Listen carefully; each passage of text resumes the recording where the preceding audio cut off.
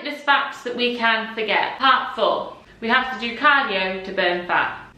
We don't. I could just leave it as that, but I will explain it a little bit. So when we're doing exercise, it will use energy. It will either use energy from our fat stores, our muscle stores, or another type of stores that's within our muscle as well. And what source we end up using will depend on the intensity of the exercise. But to be honest, when we're looking at fat loss, this is all kind of irrelevant, because it doesn't really matter what source we're using if we're not actually looking at our diet and the rest of the day. So yeah, sure, we could do a really steady state session. So yeah, sure, we could get into the fat burning zone of our workout and burn fat, great. But if we then sit down for the rest of the day, not looking at how much we're eating, then it might actually be that we're putting more energy in than we are out, and we're not going to lose fat. So another way to look at this is, imagine it's our savings account. We've got so much money in our savings account and we want to get rid of some.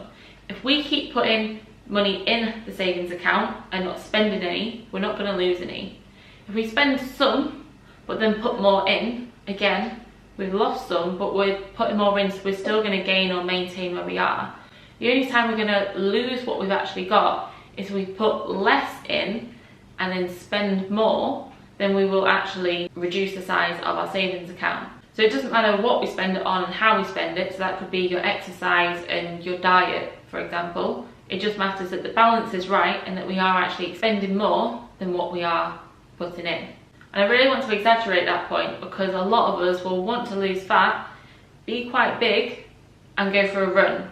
And that is almost the worst thing we could really do, because I would never go running with 30 kilograms on my back. I imagine the stress that my joints would go through doing that.